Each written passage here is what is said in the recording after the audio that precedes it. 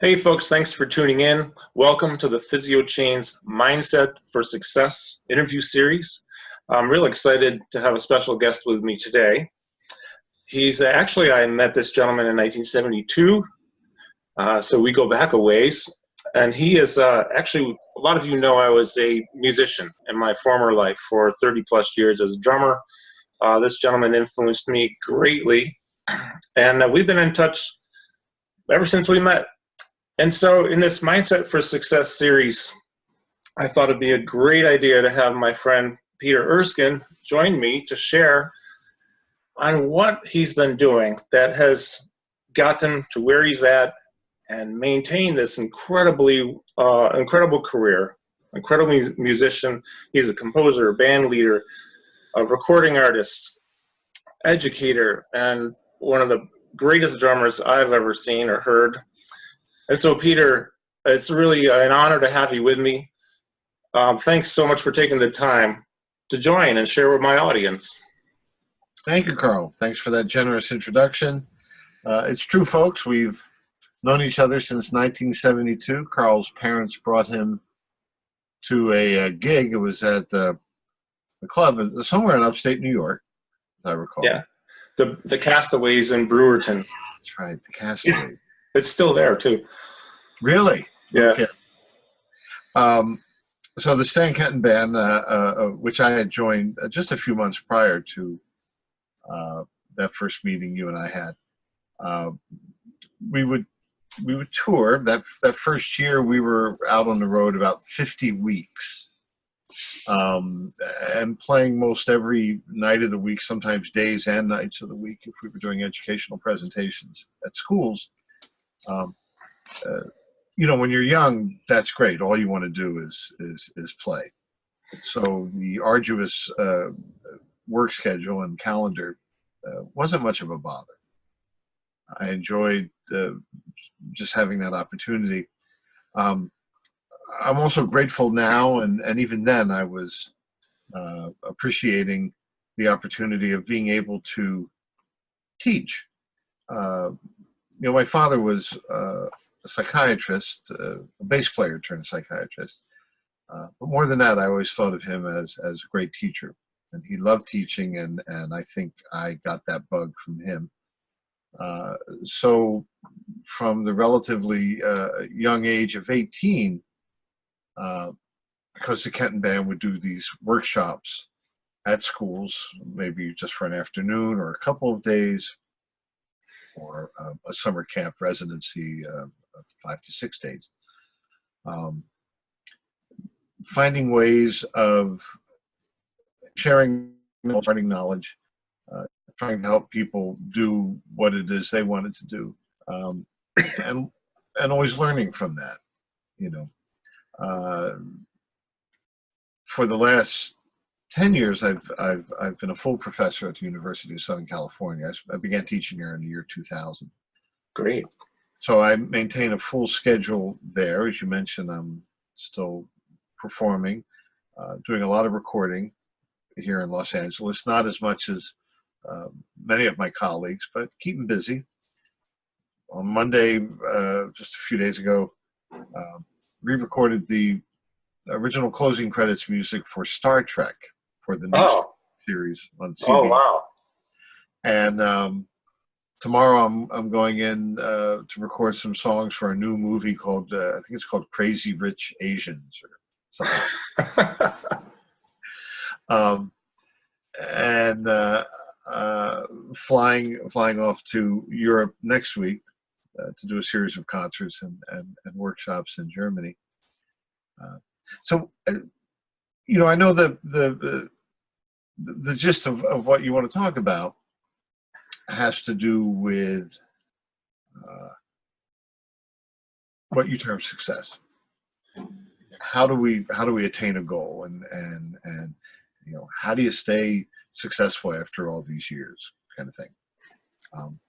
I guess the first answer, or part of the answer, Carl, would be well, you get used to wearing a lot of different hats. Mm-hmm. By necessity, as well as just by passion, because I am interested by a lot of different things. You know, I make a living as an author, as a teacher, as a live concert performer, as a recording musician, otherwise known as a studio musician, working in the music industry, which means working with the different companies, helping design products, and oftentimes your name will be attached to those products and you get a royalty.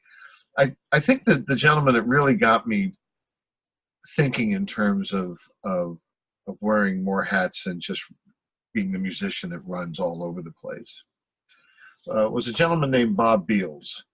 And Bob was the guy that owned and ran Evans Drumheads for many, many years out of his small factory and office in Dodge City, Kansas. Oh, yeah. And I was, Evans heads are now manufactured and distributed by the D'Addario company, and they've taken it to real state-of-the-art level factories on Long Island. They're brilliant people. I don't use those heads anymore. I'm playing Remo drum heads, but I have tremendous respect for what the D'Addario company did. But when Bob was running it, it was almost a one-man operation. He pioneered a whole CAD/CAM system, computer-aided design and manufacturing for these drum heads. And he reminded me a lot of my own father. Okay. Innovative, enterprising guys, and another man that liked to share his knowledge. So he comes to see me. I'm playing somewhere.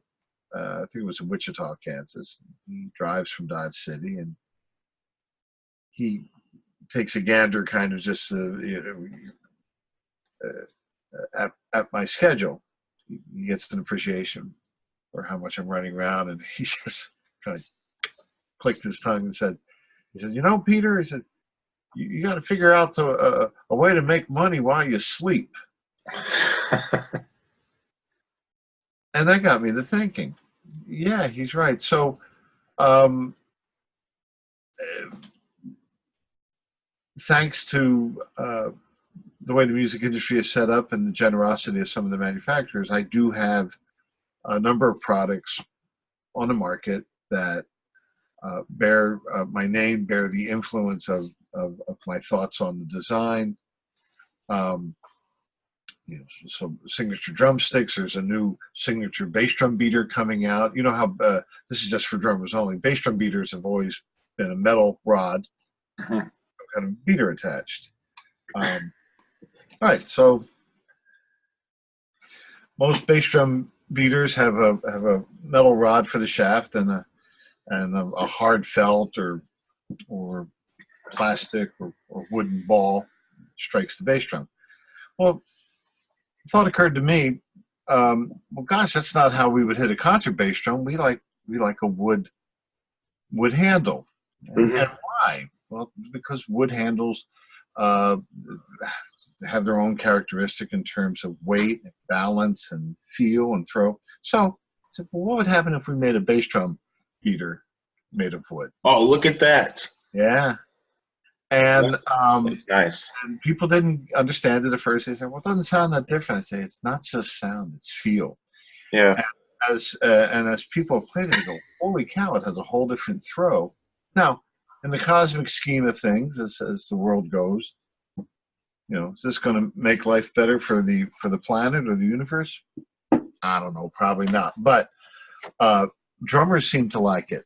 And this keeps me involved, keeps me energized, interested, and it's just another part of the legacy, not only of work, but in terms of making a living. Sure. And I compose music, and so I'm a composer. I'm an author. I have a full-time teaching position at USC. I will teach master classes as a guest at other schools internationally and otherwise.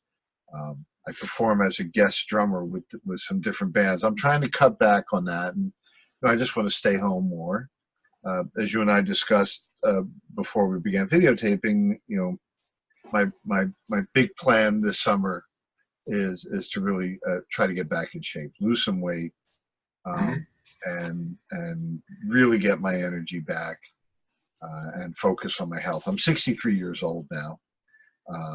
So, party times in terms of rewarding myself with that fantastic, fabulous dessert night after night. I got to cool that stuff.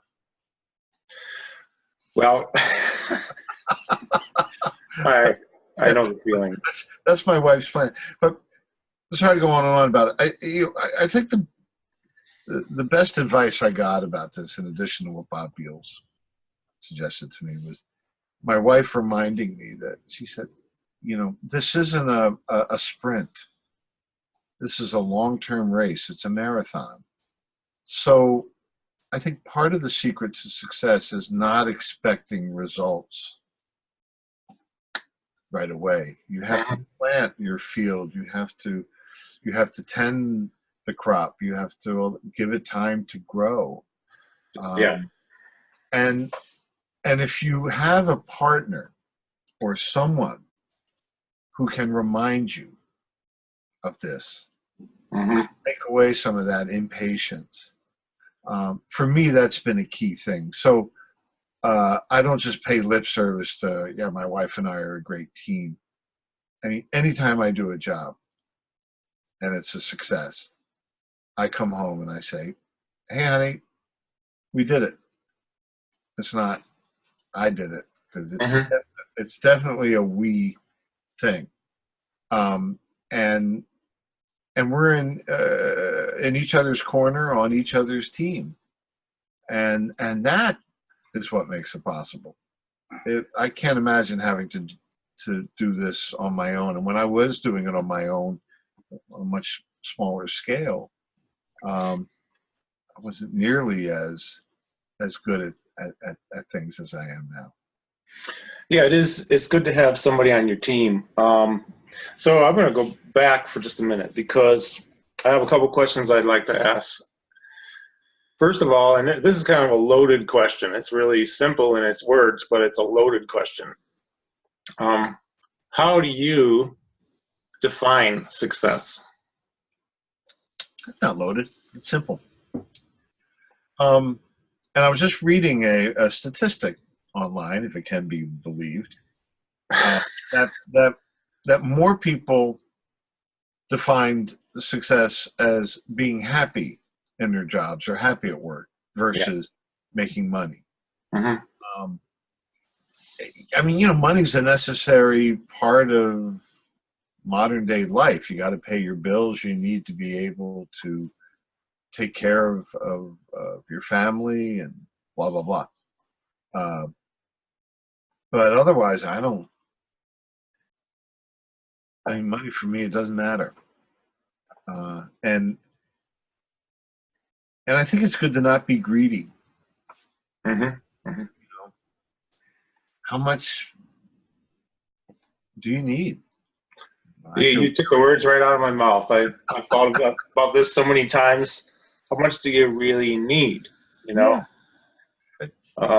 We feel so grateful, and it's not Pollyanna or lip service grateful. We really feel grateful, and all we're trying to do now is just get rid of stuff, because we're just we've accumulated a lot of things. Now, sure, when Apple comes out with the latest whatever, I'm probably going to buy the damn thing.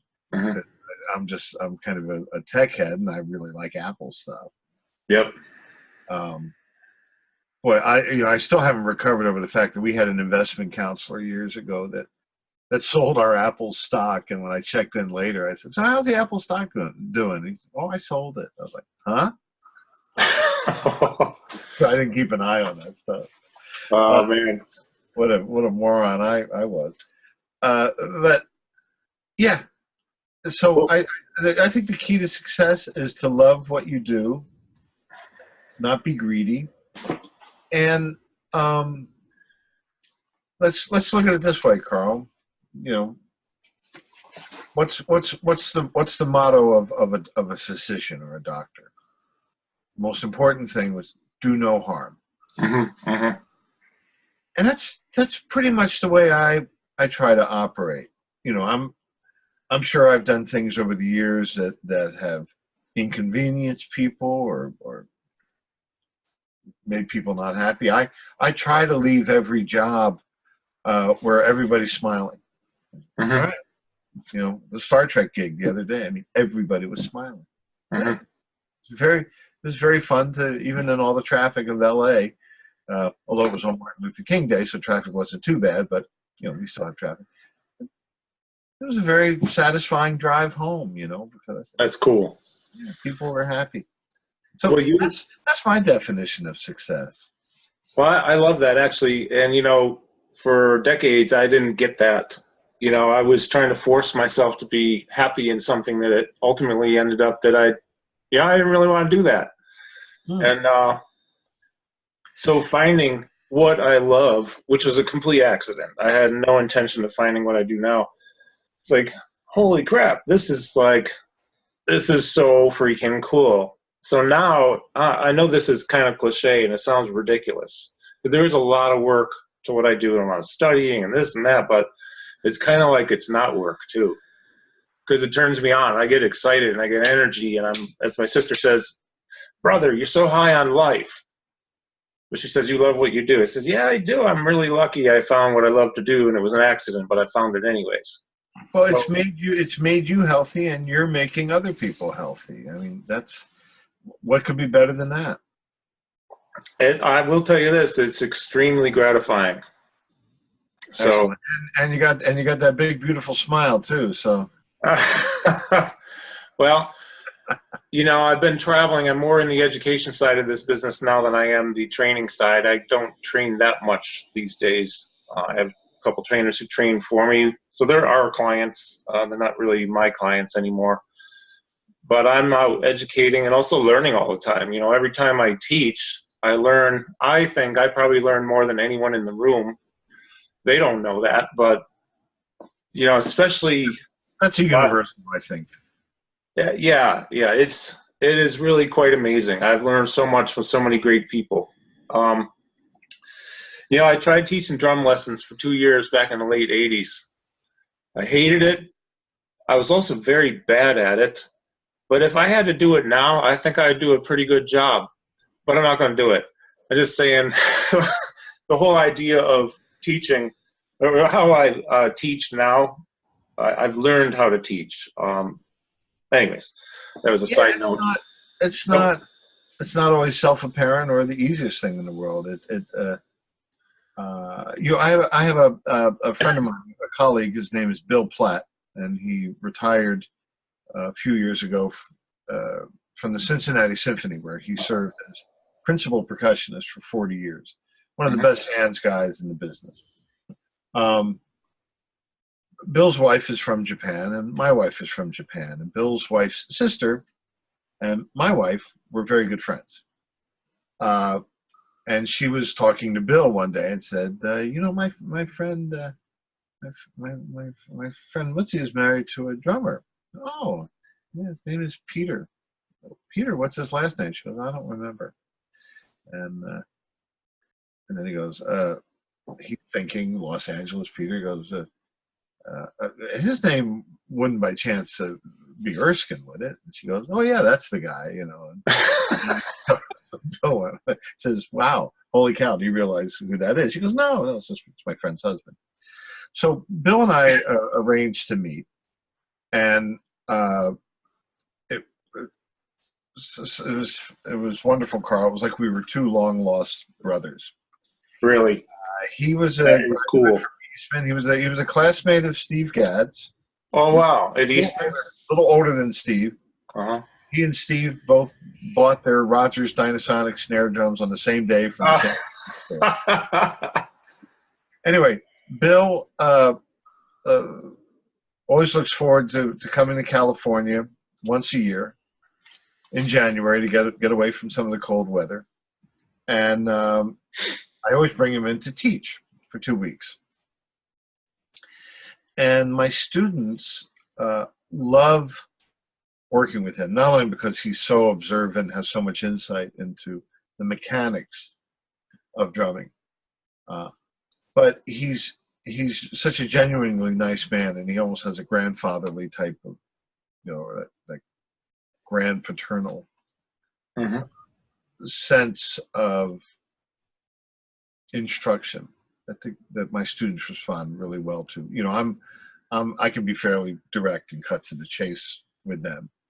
Um, Again, I always practice do no harm, and I try to be supportive, but I'm not nearly as nice about it sometimes.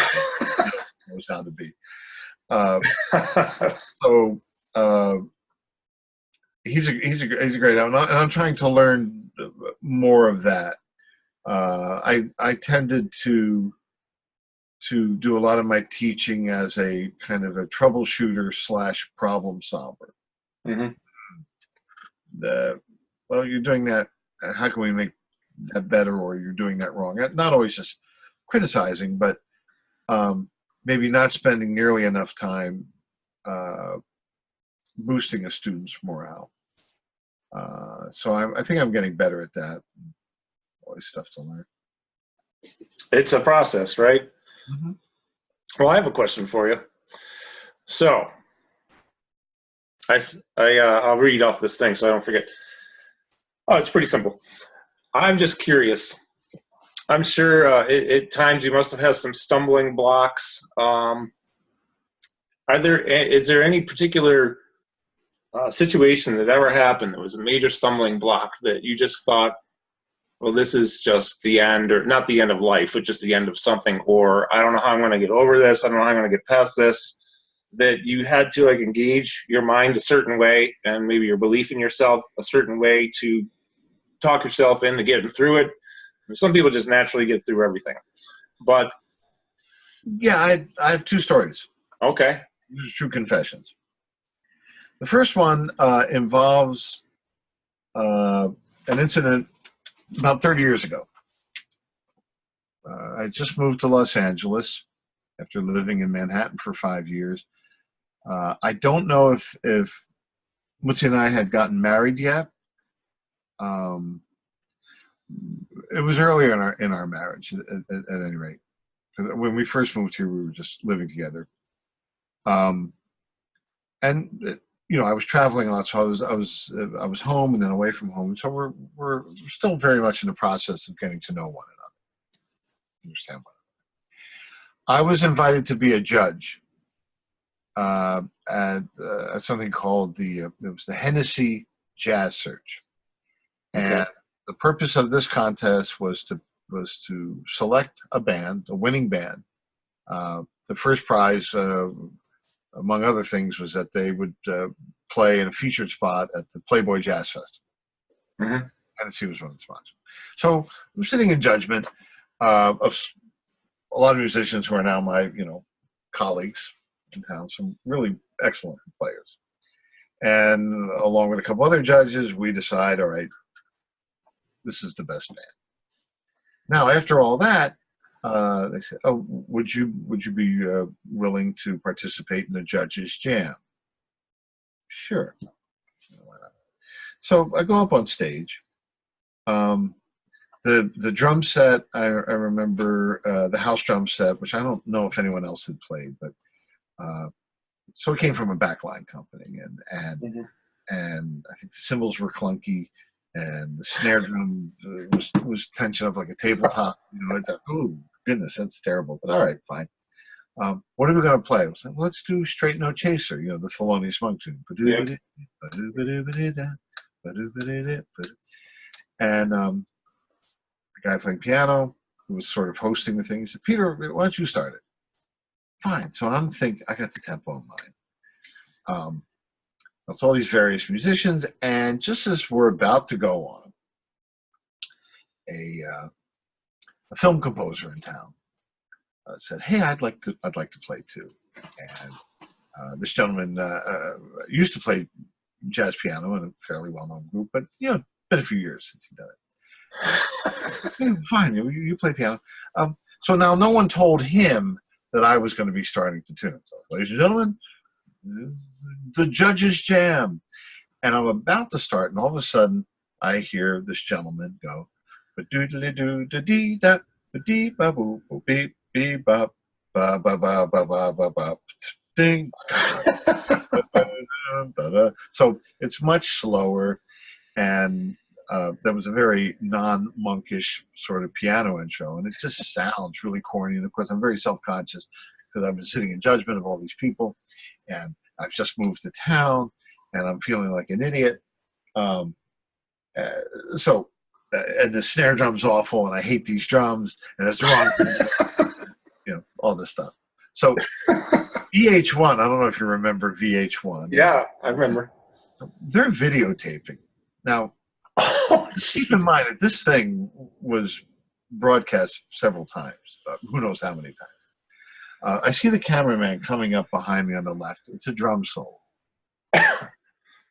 I drop my sticks during the solo. I'm so just disconnected from this whole thing. So I don't know if you ever had this experience, Carl, when you play so bad that no one will even look you in the eye. It's kind of like you're the high school quarterback or football player, and you blew the big play. Yeah. Nobody knows what to say. Gosh. So this is like really bad. Now I've just moved to town, and it was a colossal, just the worst I've probably ever played, including as a kid. So I was a little bit of state of shock. I wasn't sure what had happened. My wife finally comes backstage, and she says, "You looked very uncomfortable." I'm like, "Yeah, no kidding. How could you tell?" I'm feeling Then, Carl, she said the most brilliant thing. She said, "Well, you were only breathing from here." Oh. Ah. The light bulb. Light bulb. Light bulb. And I went, wait a second.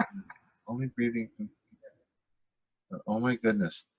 Because my ego got so involved in this kind of self-consciousness, of course I dropped the sticks. I cut off blood flow. I cut off music flow. There was no spirit flow. There was no anything flow except my ego constipation of all that thing. So yes, of course, I wasn't breathing.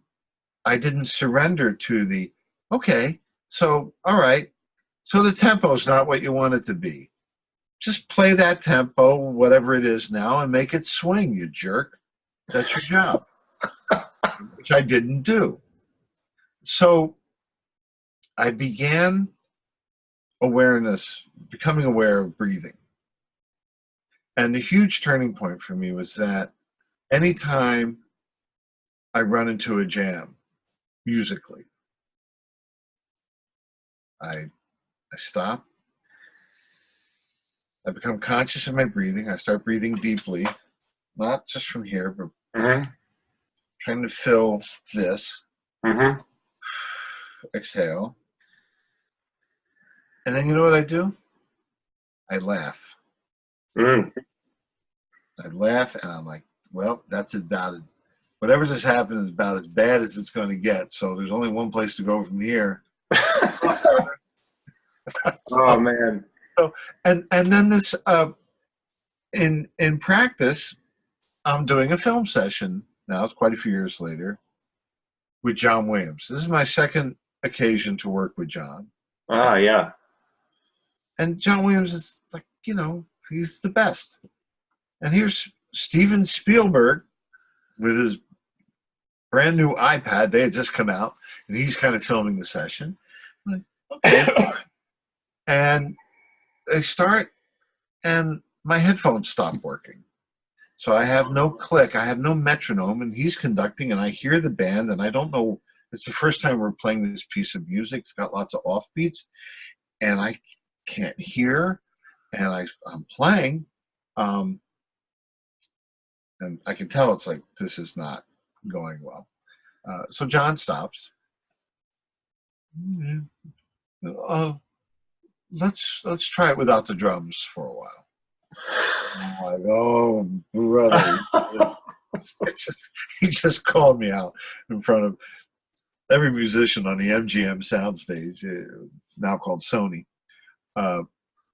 Let's do it without the drums. So, it could have been panic time. I took a deep breath and I kind of chuckled. I said, all right, that was bad. Now, let's concentrate and take care of shit. So when I say I laugh, it doesn't mean I'm blowing it off. It means I'm now freeing myself to totally focus on what to do to fix things. Because now I don't have to worry about how I sound and what I look like, because I've already messed it up beyond anyone's imagination. And now, Carl, to complete my very long answer, this goes back to the very first lesson I had with the gentleman who would become my professor in college, George Gaber. Oh, yeah, sure. And I was 12 years old. And Gaber recognized my performance anxiety. I had done poorly in the auditions for the summer camp, ensemble placement things. And he just got an inkling that this kid has some issues with all this. So the first lesson, he puts a piece of music on the music stand. I'm standing at the snare drum. And he sits down at the desk. And he looks at me and says, okay, he says, now I want you to play that snare drum etude. And if you play any of it correctly, I'm going to get up, walk over there, and hit you with this mallet. I said, excuse me? He said, you heard me. I want you to play that piece, but if you play any of it right, I'm going to walk over there, I'm going to hit you, it's probably going to hurt. So go ahead, start. So now my parents, I was only 12 years old, so they're in the lesson. I remember my mom kind of looked like, wow, who is this madman? So I played the thing upside down, backwards. Every note was wrong. I finish. He takes a satisfied puff on his cigar. He said, good. So now I want you to walk over to that window, look out and tell me what you see. So I go to the window.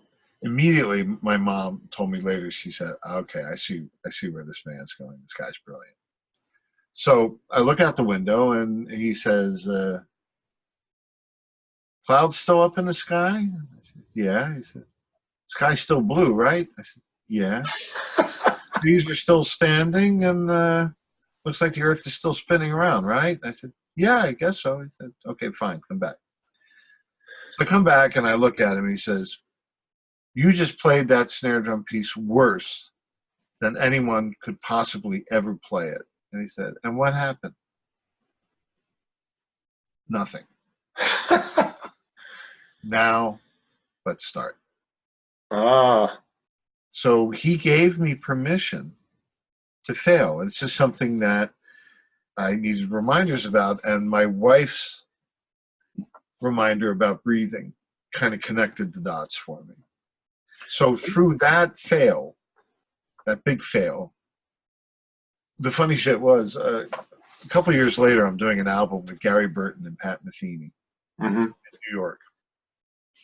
Second day of the session, I go to the studio early to check on the tuning of the drums. And I tend to like to go to the studios early. And it's the engineer and the assistant. They're working at the board. And I poke my head in the control room and say, hey, fellas.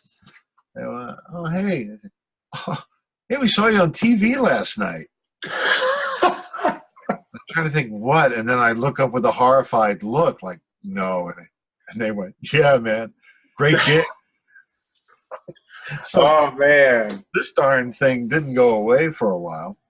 Those are great stories, though. Holy cow.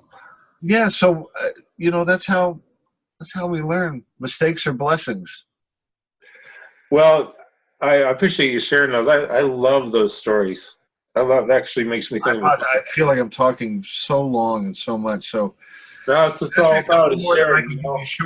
Just short answers, and then I'm gonna let your viewers get on with the rest of their lives. No, it's cool, man. It's really cool. I think that, well, it's interesting. It's perspective too, right? So Gaber gives you a perspective. You look out the window, the earth didn't change, stuff was the same, Yeah. even though you played that thing horrible.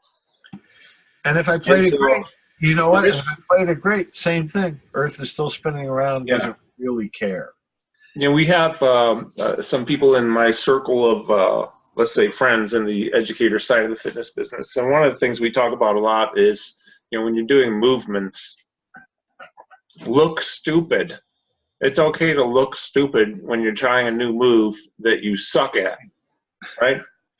But I remember when I used to practice drums, and I have to be honest with you, my truth-telling time, I hated practicing more than anything. And most of my practicing was up here. I rarely sat down because I freaking hated it. But I don't even like the sound of the drums when I play them, unless there's music going on with me.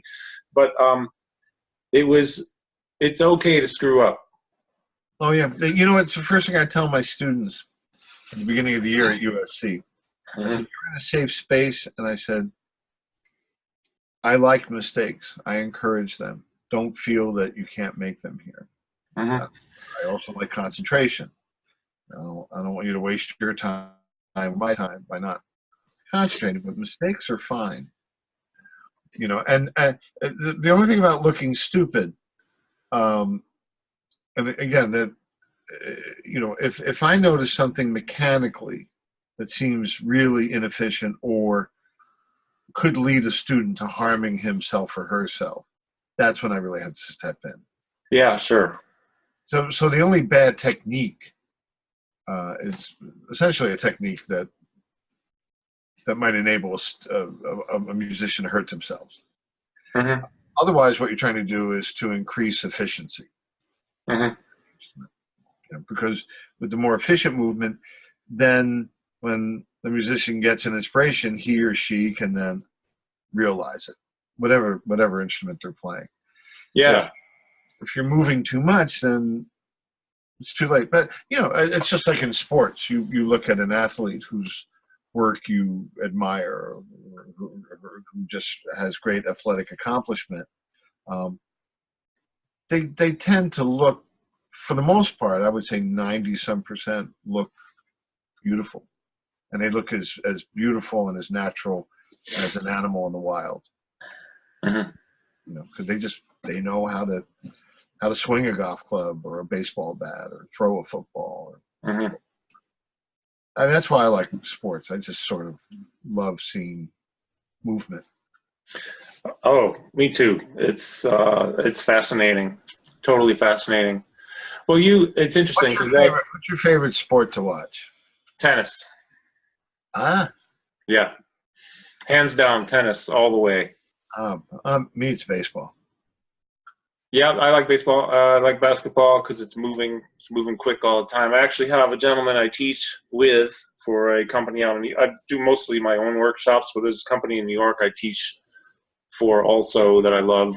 And my co-teacher is a former Harlem Globetrotter. Oh my God, they were so great.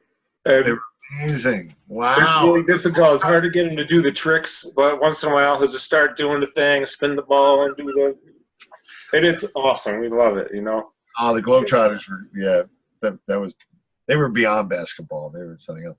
But hey, here's the sport, because I with traveling around, and I never got it, but one day I really sat down and tried to get it by watching it. And I think I may have asked someone over in England to explain it to me, or Scotland actually. Rugby. Rugby is, you know what's great about rugby? The thing I love about rugby is that a team is passing the ball downfield, right? Yeah. The only way that they can throw it is in the opposite direction. You can't throw it forward. And so the yin and yang of this is just, it's absolutely brilliant. It just boggles my mind when I see a rugby team. The scrum I still don't get quite, but the toughness and the almost like kind of gentlemanly very masculine kind of virtues that rugby players seem to have. Because soccer, every few seconds or minutes, someone falls down grabbing some part of their body as if they've just been. Yep. I've never seen much rugby until I went to Ireland 2 months ago. I was teaching for like 6 days in Ireland. So, of course, I went to the Guinness plant over there. Have you been there? No. Oh, Peter, you've got to go to the Guinness plant when you're in Ireland, because Guinness tastes way better over there than over here. But it really does. It's amazing. But anyways, rugby's on TV all the time over there. And that's a big deal in Ireland. England too. I've been there a few times, but so rugby after tennis and basketball, you'd say rugby? Well, I watched a lot of rugby, and I thought it was really interesting. I haven't really gotten it yet, though. So I need to check it out more. I'll be in England in a couple months. I'm sure there'll be some rugby happening. Rugby would be cool. Cricket, I don't get. I've tried to get it. I completely don't get it. Same here. But baseball, that's my favorite. I remember being in LA seeing the Dodgers a long time ago. Oh yeah. Yeah. So yeah, it's interesting. I've always looked at you as the consummate professional, because everything you've said here today, what you've shared, is just kind of goes along obviously with your career. I mean, you don't do the things you've been doing without a mindset to support that, behaviors obviously to support that, and I think it's amazing what you've done, Peter. I think about it. Stop it with the compliments. Okay, here's the secret to it. I've been very fortunate. I've gotten a lot of excellent opportunities. Two things always prepared me for that. One, just kind of gave it away there.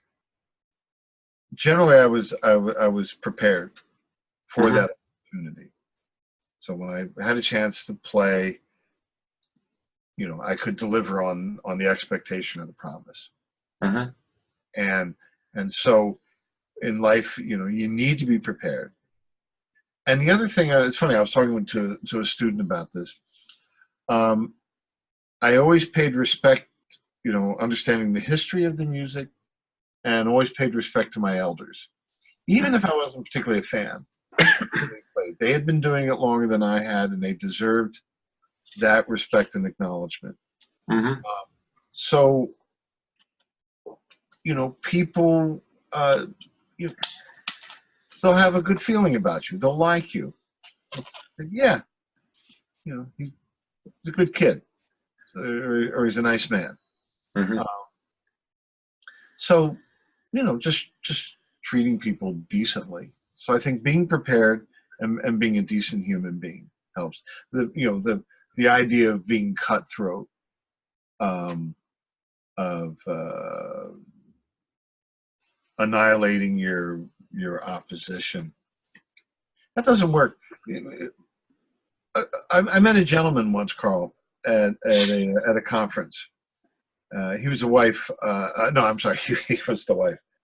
He was the husband of a woman. His wife was involved in music education and retail. But he made an observation to me. He said,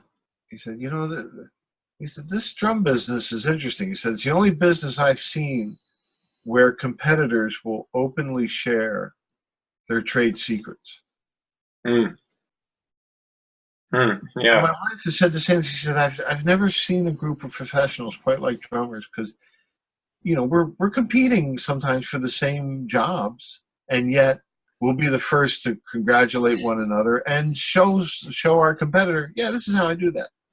Because we recognize that drumming is such an individual art. It's the rhythms that we have, it's reflected in the different ways we walk and how we think of the spaces between beats. So we can be technically at a near identical level, yet the output will be so different based on each drummer's personality and combination. Yeah.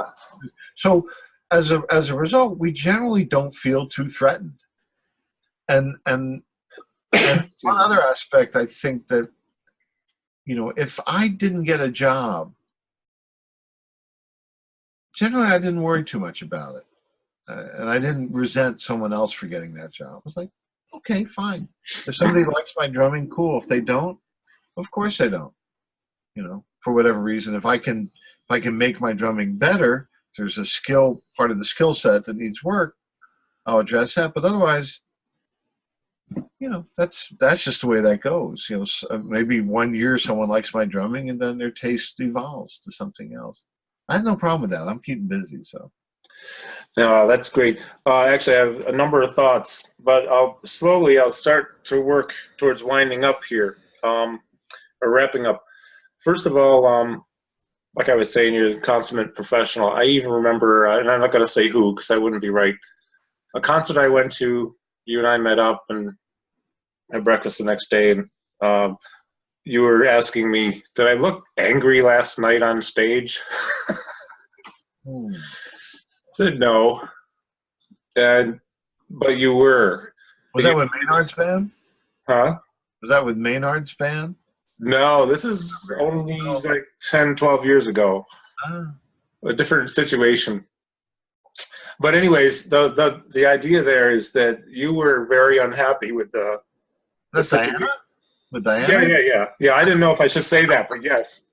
Yeah, hey, I have nothing but the best things to say about Diana Krall. She's a incredible artist and a really genuinely nice human being. I really like her. I don't think I was the best fit in that band, and I may have been struggling just trying to figure out because Diana's gig was similar to a couple other gigs that I got involved with. At one point, the Yellow Jackets asked me to join, and that was a huge mistake. That was Will Kennedy's gig, but Will had kind of made an ultimatum to the band and kind of walked away from it. So they said, "Well, do you want to play?" And I sort of walked into a hornet's nest, and I should have been smarter. Like, no thanks, guys. But in both of those instances, and I'm sorry to interrupt you. No, it's fine. But I saw those. I thought this will solve all my problems. Great. I get with this great touring organization that has great management, and then I don't have to worry about booking this or taking care of that. It's just, and it's the old grass is greener on the other side. There are very few gigs that are going to solve your problems. Uh-huh. And I eventually learned that. So there's no solution outside of yourself for things. I love actually what you just said is really profound. I love that. Yeah. That is pretty good. You can. By the way, that's a good one. My most recent book is called The Drummers Lifeline. And it's published by Alfred Publishing. Co-wrote it with Dave Black, and it has a lot of these bits of advice. But yeah, that's a good one. There's really no solution outside of yourself. Yeah, that's a great one, Peter. I love that. I wish I'd put that in the book. Oh, well. And, along with that goes back to what I was saying, is you being the consummate professional. I mean, it's your job. You're supposed to perform, and you did, and it was great. And then another thing, just a random thought here. I'm not sure, but I think it was something I read that Joe Zawinul said about drumming and walking. Yeah. And there's a relationship between your gait pattern and your drumming. You're walking, how you walk, and how you drum, or how you think about space. And of course, you knew him very well. I didn't, but just the idea that he brought that up was really interesting to me. He made I think a correct observation. You take these funny little steps when you walk. Learn to take bigger steps, you'll be a better drummer, or greater drummer, however you put it. And he's right. Yeah, I do. I to this day have a walk that when I see it play, when I walk across stage and I see it play, on a video, I'm like, wow, yeah, that's a pretty pretty not great looking walk, you know. And Alex Acuna, he said that was his audition. You know, Joe said, "Let me see you walk," and Alex walked. Okay, you're in the band. I mean, wow. basically, my audition was a phone call from the Weather Report office, and they just said, "Joe wants to know if you can play the beat to it's a song called Nubian Sun Dance." Sure, yeah, I remember that. Maynard's band. I was 23 years old, and my immediate answer was, I was like, "Yeah, sure. You tell Joe I can play the shit out of that." Because I could. And they said, "Okay, thank you very much." And then Joe liked that answer. He said, "Yeah," he said that, "okay. Let's invite him to play with the band." That's a great story, man. I think there's a recording on YouTube I saw of you performing that song with WDR, maybe? No, it's the Metropole Orchestra. Yeah. Alex is playing percussion. Yeah, I love that. Victor Bailey playing. It's pretty remarkable. That is incredible. First of all, I love that tune. But next of all, like that particular arrangement, man, holy crap. Yeah, you put that link up on this interview. That Vince Mendoza did the arrangement. Yeah. The trumpet player was a gentleman named Derek Watkins, who passed away a few years ago. Derek was the trumpet player on every James Bond film. Really? Yeah, he did his first one when he was like 16 or 17. That I'm a Bond fanatic. I own every movie. Well, the lead trumpet was Derek Watkins, and wow. And I got to know Derek when I did the Kenny Wheeler Music for Large and Small Ensembles, ECM, in 1989 or 1990. Okay. And I, he's legendary. So Derek was brought to the Netherlands to do this concert with the Metropole. And yeah, Fast City, Nubian Sun Dance, a number of tunes. It's available on YouTube. And if any of your viewers are curious about some of the work I've done, or if you're a Weather Report fan, short of Weather Report, it's even better than a lot of Weather Report performances. It really was a magical. Yeah, I saw a Fast City arrangement, I think, with the same group. Yeah. It's great. So it's Vince Mendoza. Vince Mendoza did that? Vince Mendoza, originally from back east. I met him when he was a student at Ohio State. I think he's a genius. Next week in Cologne. He's nominated for I think 2 Grammys this go around. So good. And the Grammys, I think, will occur while we're in Germany. So if he wins, we'll celebrate over there. Yeah, well, I think he's a genius. That guy is really something. And yeah, the Grammys are early this year. I'll be home that weekend. I might watch. I don't know. I don't always watch because. Well, you know what I do is, I mean, all the categories I'm interested in are broadcast earlier because those take place earlier. So I usually just watch on the internet. Good idea. Yeah. And watch that because there's no commercials. You just you get to see that ceremony where all the categories that are more relevant to the kind of work I do. The thing at night is it's a TV show. So if you like TV, you can watch that. Carl, I'm going to have to wrap it up because I have another appointment. No problem. Me too. Apologies for my Wi-Fi issues that delayed our start. Final thing you wanted me to say? One. At the last word. You kind of already did this, but I'll just say, if you had to give one piece of advice to anyone watching or listening, what would that be? Oh, I'm gonna quote one of my heroes and good friend Steve Gadd. And he was asked years ago, in closing, do you have any advice for drummers out there? And he replied, yeah. Never pet a burning dog. I love that. That's my advice. All right, man. Well, Peter, man, it's been great to connect here. Thank you again for your time. Really appreciate your friendship, your time, and thanks to everyone who is tuning in and watching. I hope you enjoy this as much as I have enjoyed talking with Peter. Thank you again. Hang on for 1 minute. I'm going to hit end, but thanks for watching, everyone. Thank you again, Peter. Have a fantastic day. Thank you.